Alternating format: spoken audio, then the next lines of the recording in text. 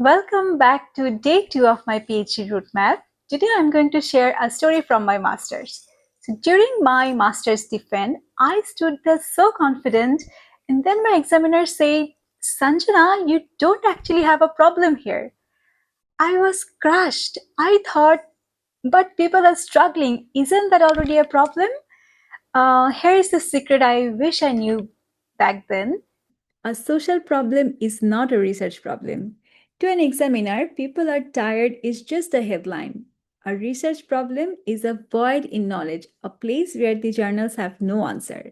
So, today I'm going to show you the Creswell formula, the gold standard used by high ranked journals to make your research bulletproof. According to the Creswell formula, the first comes the topic, where you have to mention the topic, establish the broad subject and its global importance. Then comes the problem, identify the specific issue or contradiction in current knowledge. The next is giving evidence, where you cite the journals, what journals have studied so far and what they have ignored. And you can find that from limitation section of every papers that you read. Then comes the deficiency. Name that exact gap, that missing model, variable, or context. And comes the significance, where you explain why solving this matters for theory and practice. So, before we look into my thesis, let's use an easy example, which is gamification. Most students might write, students are bored in class, so we should use games. Rejected. That's just an observation. Instead, use this five-step narrative hook. The first is topic, which could be gamification is transforming digital communication, a multi-billion dollar industry. Then comes the problem. While engagement rises, we don't understand the cognitive fatigue it causes. Then comes the evidence. Journals studied rewards, which are points or badges, but ignored the psychological toll. After that, we define the deficiency, that we lack a model to explain long-term user retention decline. Then comes the significance. Solving this enables us to design tools that don't burn people out. So, as a whole, it becomes that gamification is transforming digital communication and a multi-billion dollar industry. While engagement rises, we don't understand the cognitive fatigue it causes. Journals studied rewards, points, badges, but ignored the psychological toll.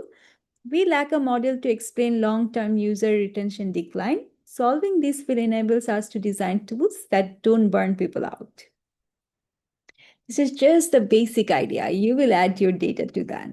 Now let's level up. I'm going to show you my actual PhD draft on brand trust and media skepticism. When I first wrote this, I was describing the pandemic, but I wasn't highlighting the research void. So let's fix it using those same 5 steps so it's ready for a Q1 journal. Step 1, the topic highlight the media ecosystem, which is in a post-pandemic world, the global trust deficit has made the media survival harder than ever. Then highlight the research problem, the skepticism section, which is despite the critical need for news, millennials are abandoning traditional brands, creating a dependency vacuum.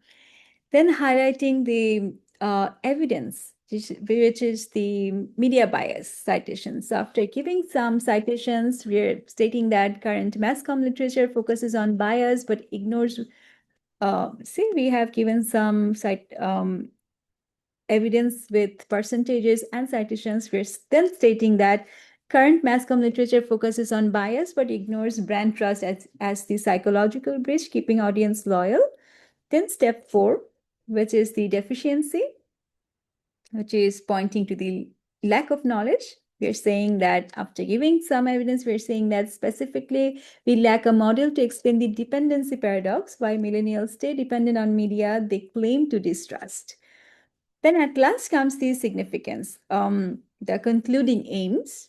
We're saying that by solving this, news agencies can move from just delivering news to rebuilding brands. See the difference? We went from millennials don't trust the news to solving the dependency paradox. One is a complaint, other is a doctorate. Stop being a journalist and start being a researcher. Find that void and you will never hear you don't have a problem ever again. Tomorrow for day 3, we take this perfect problem and turn into research questions. I'm going to show you how to use power words from Bloom's taxonomy to make you sound like the expert that you're becoming. See you tomorrow.